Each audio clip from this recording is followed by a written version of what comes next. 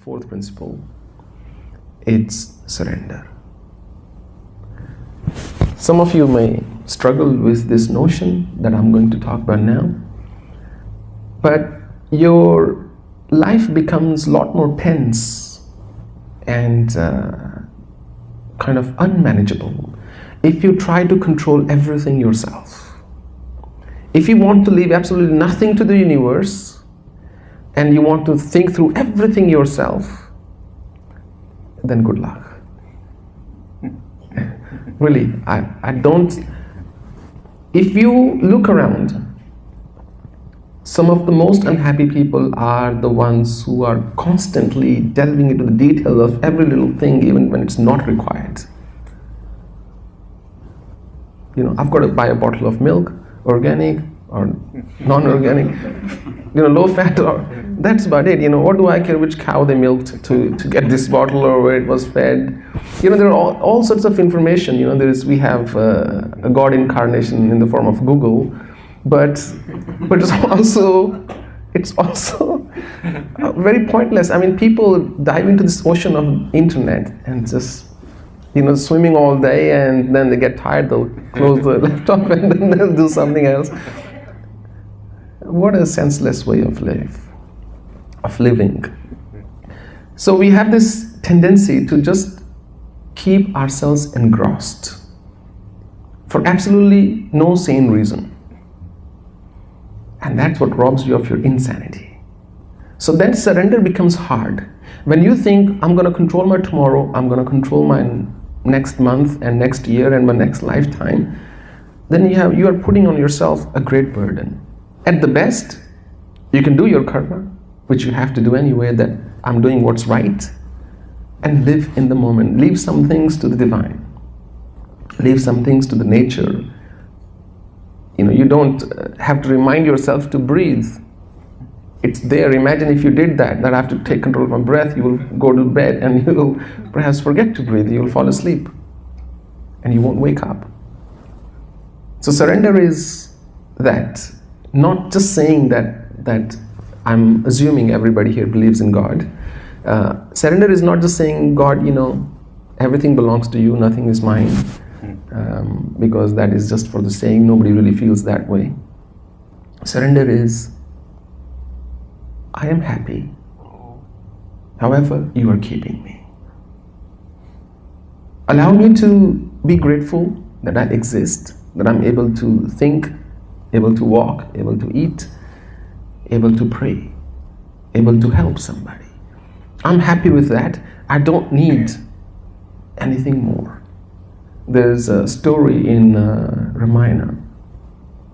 So Lord Ram and Lakshman were going in the woods, and Sita was already abducted by Ravan. And they see a pond, and Lakshman says, we should take a bath here and just chill out basically. And Lord Rama takes off his bow and plonks it on the ground, the soft ground, so it stands on the ground.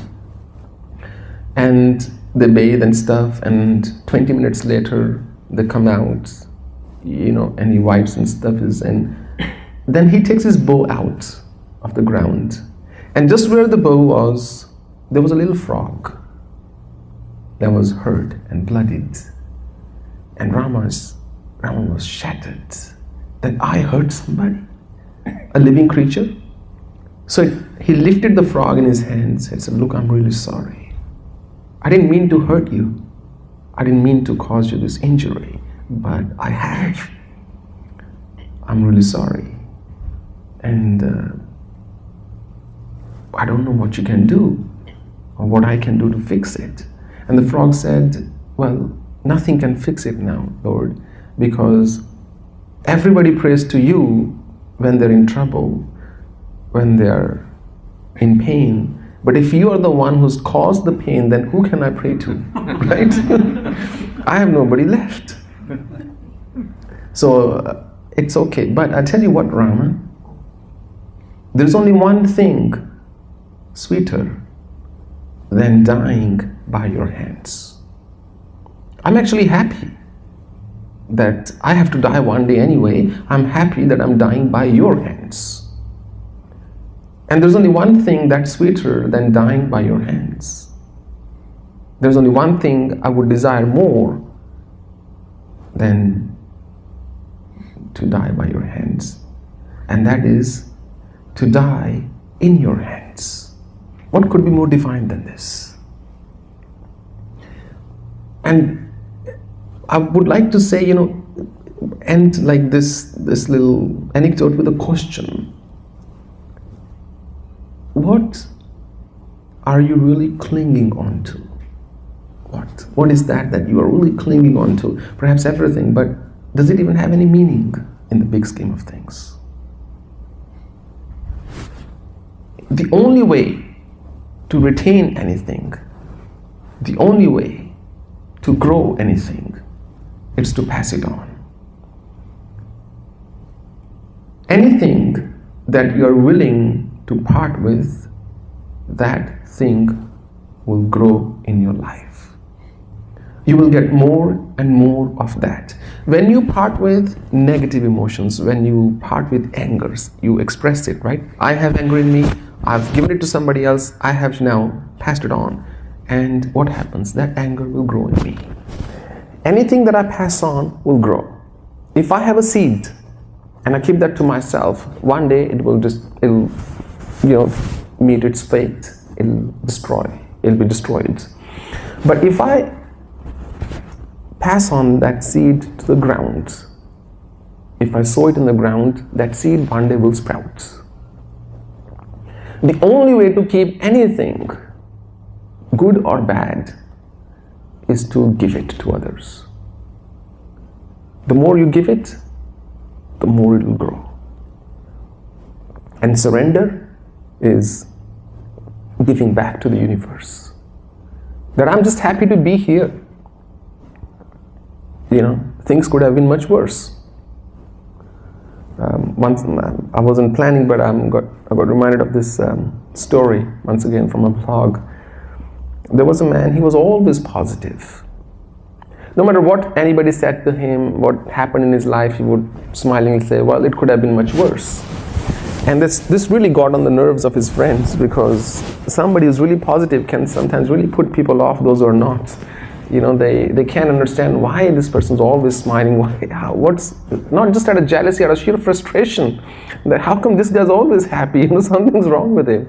It can't be right. So this man was always positive, and one day his friends, thought something's wrong with this guy. Maybe we should tell him a situation which is so terrible, so severe, that he will have to say, well, that's really bad. And so he tells his friend, this positive person, he says, well, you know what, last night I had a terrible, terrible nightmare. He said, what do you mean, what happened? He said, well, I saw that I met an accident and I died, and I was dragged all the way to hell, and I was in extreme pain, and there they flayed me, and I was crying in excruciating pain. And the man said, don't worry, it could have been much worse. I said, what do you mean it could have been much worse? I died in my dream, and this is what happened to me afterwards. How could it possibly have been any worse? And the man said, it could have been true. You should be happy that it's not true. It's good enough, I think. Had it been true, it would have been much worse, really. How many of our fears actually ever come true? Chances are less than 1%. Less than 1% of fears ever come true, and that too, it's a very generous figure. I think 0.001% of the fears ever come true. Whenever you experience fear, you need to remind yourself, what am I afraid of? What's the worst that can happen? And suddenly your mind will shift. Surrender is that you've created me. If you are my creator, then I don't have to worry. A child plays in the lap of a mother, an infant. He or she is not worried. It knows I'm in my mother's lap. So look at our own existence, and the best way to look at the bigness is either look at the sky full of stars or go in front of an ocean and just see how grand everything is. In the grand scheme of things, where do we actually stand? What is the worry? It is not practical to always have summer. Sometimes you will have to see the winter. Sometimes you'll have to see the fall. Sometimes you'll have to see the clouds. Sometimes you'll get the blue sky. Sometimes it will rain. Sometimes it'll be hailstorms. Sometimes maybe windstorms. But these are all the various colors of life. In each of these colors, it's up to you whether you want to go out and have a good time or sit in and be afraid and keep planning and keep planning and keep planning. It's a matter of personal choice. Basically, your happiness is in your hands. Nobody can give it to you. People may make you feel good for a little while. People can give you pleasures. People can help you feel happy for a short while. But ultimately, if you choose to be not happy, nobody can make you happy. And if you choose to be happy, nobody can do anything to you otherwise. So gratitude, compassion, and being happy as a matter of commitment and surrender, really, they're the only four things.